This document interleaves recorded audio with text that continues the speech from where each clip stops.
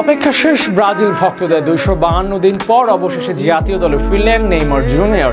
আর বিশ্বকাপ বাছাইয়ের ম্যাচের জন্য শক্তিশালী দল ঘোষণা করলো ব্রাজিলের নতুন কোচ গ্যাব্রিয়েল মার্টিনেল্লি। সুযোগ পেয়েছেন স্কোয়াডে। তাছাড়া এই ম্যাচ দিয়ে প্রায় বছর খানেক পরে জাতীয় দলে ফিরবেন নেইমার। কে কে আছেন স্কোয়াডে তা নিয়ে বিস্তারিত থাকছে প্রতিবেদনে। সবাই জাতীয় দলের হয়ে মাত মাতিয়েছে তখন ইনজুরি সারতে ব্যস্ত নেইমার জুনিয়র। দীর্ঘ অপেক্ষার পর সেই প্রতীক্ষা ঘুচতে যাচ্ছে। বিশ্বকাপ বাছাই পর্বের জন্য দল ঘোষণা করেছে ব্রাজিল। সেখানে আছেন নেইমার জুনিয়র।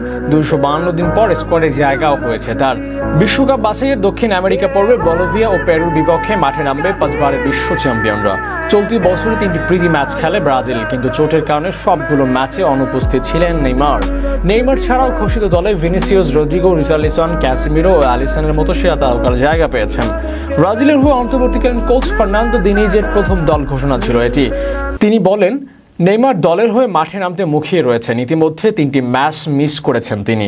এবার তাকে রেখে দল ঘোষণা করা হয়েছে। তবে ফিফার তদন্তের কারণে আমরা মিডফিল্ডার লুকাস পাকুয়েতাকে রাখতে পারছি না। পাকুয়েতা না থাকলেও গোলবারে অ্যালিসন এডারসনের সাথে আছেন ভেন্টো। রক্ষণ ভাগে সিলভাকে মিস করবে ভক্তরা। বয়সের কারণে এই কোচের বুকেও জায়গা হয়নি তার। রক্ষণ ভাগ সামলানোর দায়িত্ব দানিলো, মার্কোহুইন্স, রেনান, লোদিদের দেওয়া হয়েছে।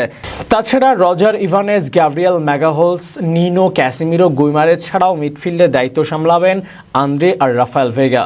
ব্রাজিলের শক্তিশালী স্কোয়াডের সবচেয়ে শক্তিশালী অবস্থান অ্যাটাকিংয়ে। ম্যানচেস্টারের ইয়ংস্টার অ্যান্টনি ফিরেছে দলে। আর্সেনাল তরুণ গ্যাব্রিয়েল মার্টিনেলিও এবার সুযোগ পেয়েছেন। তাছাড়া ম্যাথুয়েস কুনহা হতে যাচ্ছেন ভক্তদের আগ্রহের বিষয়। অ্যাটাকিংয়ে বেশিরভাগ নাম পরিচিত, বিশেষ করে ইনজুরি থেকে ফিরে সদ্য সৌদিতে যোগ দেওয়া নেইমার জুনিয়র।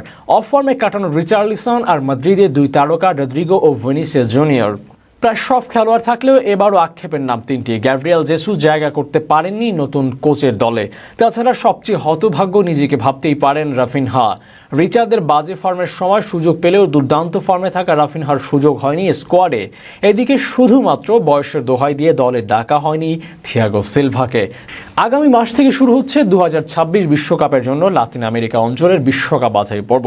সেপ্টেম্বরে প্রতিটি দল 2টি করে ম্যাচ খেলবে। আর সেই উইন্ডোতে আগামী 8 তারিখ বলিভিয়ার বিপক্ষে মাঠে নামবে ব্রাজিল। তার 3 দিন পরে 12 তারিখ আরেক লাতিন দল পেরুর বিপক্ষে মাঠে নামবে ব্রাজিল।